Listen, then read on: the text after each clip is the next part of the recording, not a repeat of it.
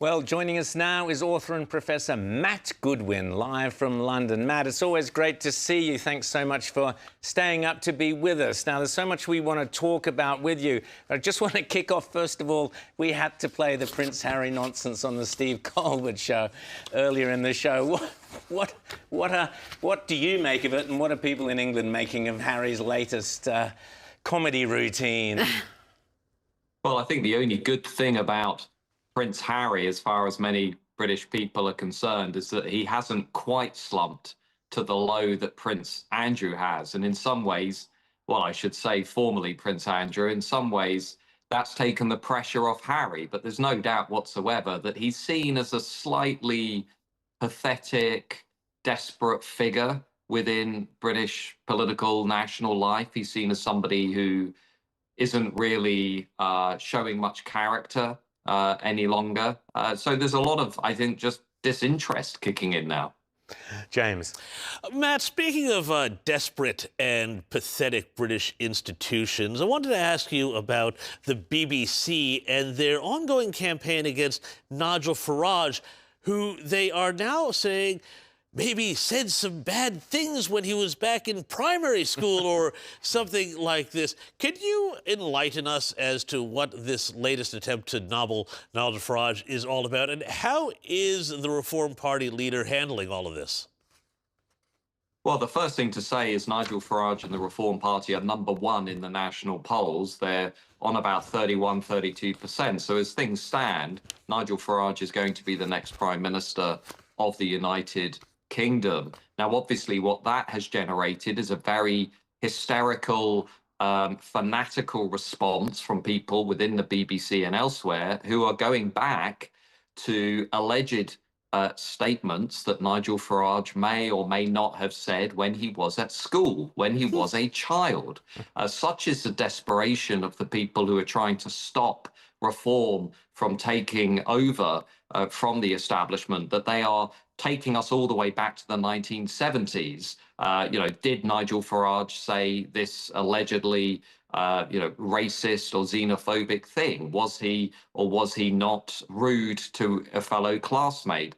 And, fundamentally what this is about is a ruling class that is taking us back 50 years because it doesn't really want to have to answer the questions that Nigel Farage is asking about the state of Britain today. Like, why do we have open borders? Why is immigration out of control? Building on what Rita has just said, why do we have the highest industrial electricity prices in much of the Western world because of net zero madness? These are the things we should be debating, not what Nigel Farage said in 1974. Rita. And the state of free speech and state of policing in the UK, this case of a woman who was arrested, had something like 10, 11 officers show up to her house because of a comment she made where she used a homophobic slur in a private text message. Tell us about that, because that story just seems to defy belief that could happen in the UK. And yet in the UK, nobody is surprised at all, because here we have somebody who has been contacted by more than a few police officers, who was convicted of a so-called hate crime after she used an insulting word to describe somebody who had been involved in a crime. But Rita, this isn't a sole exception. We've had police visiting parents who have complained about their school in a WhatsApp group. We've had armed police picking up the comedian Graham Linehan, who helped to write the popular comedy Father Ted. Well, he was arrested at an airport for making comments about transgender ideology on social media. What we have in this country is an onslaught against free speech, against free expression, that is using hate laws, that is using a new definition of Islamophobia, which is coming down the track. They want to try and control what we can and cannot say about Islam, and which has been basically curtailing the national conversation, controlling it, so we cannot speak out about these issues to do with migration, diversity, even what we think about local public services. So this is a really serious moment, even though many people might roll their eyes and say, well, this is just a ridiculous example of police overreach. It really isn't. This is a sinister, I would argue, coordinated attack on our free speech and free expression in the very home, we should remember, of free speech and individual liberty. It's horrific what is happening there in Britain, Matt. In London, Sadiq Khan, the mayor there, seems to have got his priorities mixed up as usual. He's spending $250,000 on diversity training. Not much money seemed to go on the annual Christmas tree, however. London's Christmas tree in Trafalgar Square has come in for a lot of criticism of being the saddest, most pathetic-looking Christmas tree in years, with a kind of string of lights that you'd buy down at Woolworths or Bunnings or somewhere. It's a tragic... it looks absolutely pathetic. Have you been down to Trafalgar Square, Matt, to check this out? Well, that Christmas tree is actually right around the corner from my office, so I can't avoid that Christmas tree and the depressing symbol of what's happened to our capital city. Let's just be clear for a minute. This is the London Labour mayor, who also clearly cannot be bothered to investigate rumours of extensive grooming gang activity of young white working class girls, according to social workers and charity workers, being abused in our capital city. He's downplayed that issue.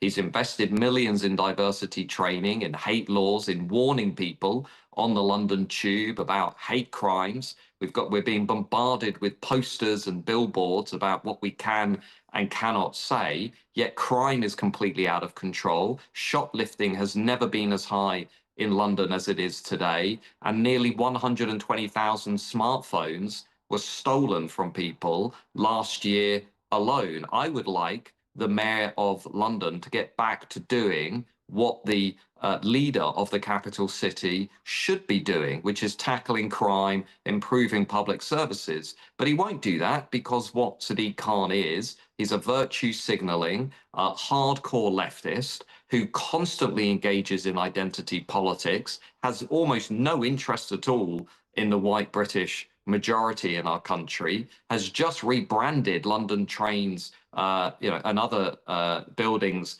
to commemorate lots of diversity stories in our history, but yet has just gone to a Christmas Carol service looking completely lost.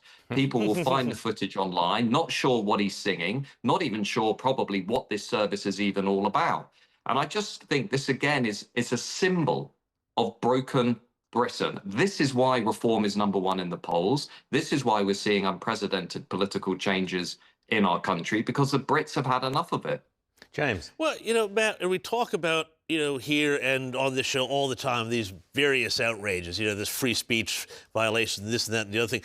But at the same time, this Labour government is also presiding over a real assault on 800 years of democratic tradition. And I'm talking about the end to many jury trials, people losing the right to jury trials. We're talking about the end of the hereditary House of Lords. We're talking about even local government elections, I've told, have been cancelled in some places. It feels like while we're all talking about these sort of headline-making issues, there is a real genuine assault on democracy that if somebody like a Donald Trump tried it in the United States, people would be losing their mind. And yet the left seems to think, oh, well, this is okay to lose all of these rights guaranteed by the Magna Carta and other institutions in Great Britain, which is the basically mothership for democracies like Australia, like the United States, like Canada, like democracies around the world. Well, I agree with everything you've just said. I would just add to it. We've just had £70 billion worth of tax increases in this country that were not in a single party manifesto. We are now being told we will have to take digital identification, digital ID. That was not in anybody's manifesto. We've just been told this week facial recognition surveillance is going to be rolled out in pretty much every town centre. That was not discussed previously. Jury trials are apparently now being cut back. Free speech is being undermined. Our borders are wide open and nobody wants to fix them. And our history is constantly being undermined and repudiated. We're only really told that we need to feel ashamed of British history. We never hear our leaders tell us something positive about who we are and where we came from. We never hear the other side of the story. And so you're right to say,